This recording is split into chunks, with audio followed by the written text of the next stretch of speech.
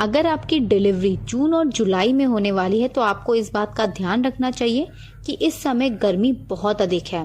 तो ऐसे समय पर आपको कौन कौन सी सावधानियां बरतनी है, नॉर्मल डिलीवरी के लिए क्या करना है, साथ ही डिलीवरी के बाद अपना और अपने शिशु का ध्यान कैसे रखना है।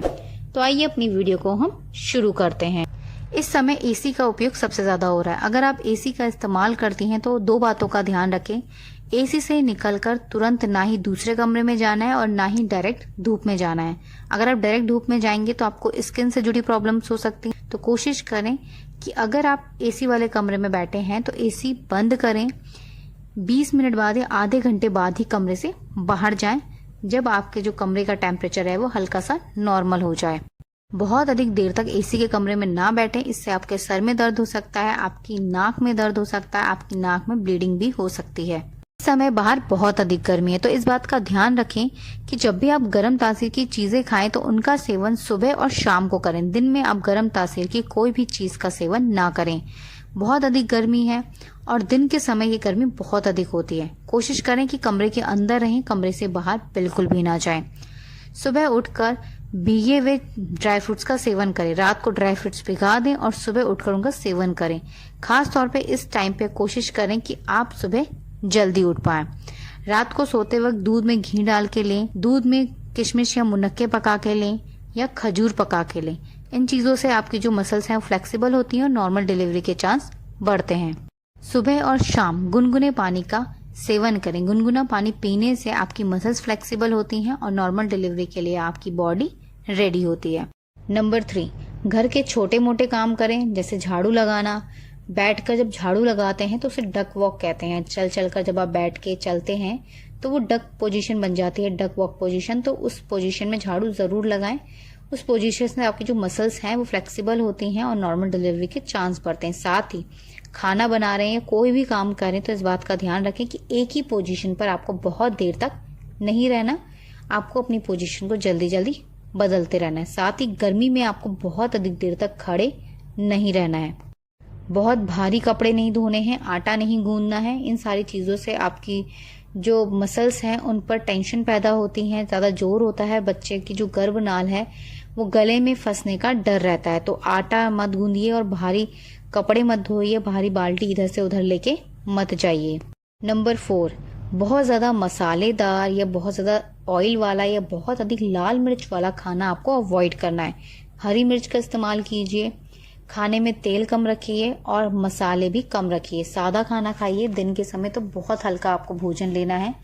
खिचड़ी या आप दलिया बनाकर ले सकते हैं। जितना हल्का हो सके दिन के समय पे आपको हल्का भोजन लेना है और गर्म तासीर की चीजों को अवॉइड करना है दिन के समय में। इसी के साथ आपको ध्यान रखना है, अधिक गर्मी में हम फ्रिज से निकालकर पानी पीते हैं या फ्रिज से निकालकर कोई भी चीज खा लेते हैं, चाहे वो फल हो या कोई खाना हो। तो आपको ध्यान रखना है कि फ्रिज से आपको बाहर निकालकर उसे रूम टेम्परेचर पर 45 मिनट तक छोड़ देना है और उसके बाद ही उसका सेवन करना। और कोशिश करें प्रेगनेंसी के टाइम पे बहुत अधिक ठंडा पानी ना पिए, फ्रिज का निकला हुआ या बर्फ का सेवन ना करें। इससे आपकी नाक में प्रॉब्लम आ सकती है, आपके सर में दर्द हो सकता है।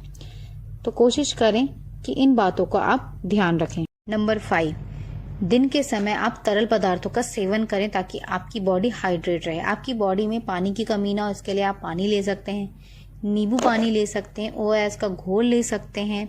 इस टाइम पे आप गन्ने का जूस ले सकते हैं। इसी के साथ नारियल पानी या आप कच्चा नारियल इसका सेवन कर सकते हैं। खीरा, टमाटर, इन चीज़ों का सेवन कर सकते हैं। बाहर से आने वाले फल और सब्जियों को अच्छे से धोने के बाद आप उन्हें आधे से 1 घंटे पानी में भिगाइए, उसके बाद उनका सेवन कीजिए। क्योंकि आज बाहर जितनी भी चीज़ें मिल रही हैं उन सभी में केमिकल का इस्तेमाल किया जा रहा है, जो आपके लिए और आपके घर में पल रहे शिशु के लिए सुरक्षित नहीं होता। खास तौर पे अगर आप इस समय आम खा रहे हैं तो इस बात का ध्यान रखें कि जो आम है वो अच्छे से आप धोकर उसे भिगाकर उसके बाद उसका सेवन करें। नंबर 5, योगा, एक्सरसाइज और वॉक, ये चीजें आप जरूर कीजिए। एक्सरसाइज डॉक्टर से पूछ के कीजिए। बाकी ब्रीथ इन एक्सरसाइज, गहरी सांस लेना, गहरी सांस छोड़ना, इसका इस्तेमाल कीजिए। अनुलोम विलोम कीजिए, ध्यान कीजिए ताकि आपका जो माइंड है वो शांत हो सके। कमरे के अंदर वॉक कीजिए, कमरे से बाहर जाके वॉक मत कीजिए क्योंकि इस टाइम पे बाहर बहुत अधिक गर्मी है। खाना खाने के बाद जब वॉक करें तो कोशिश करें कि कमरे के अंदर ही करें। खाना खाने के आधे घंटे बाद ही वॉक शुरू करें। खाना खा के तुरंत वॉक नहीं करनी चाहिए।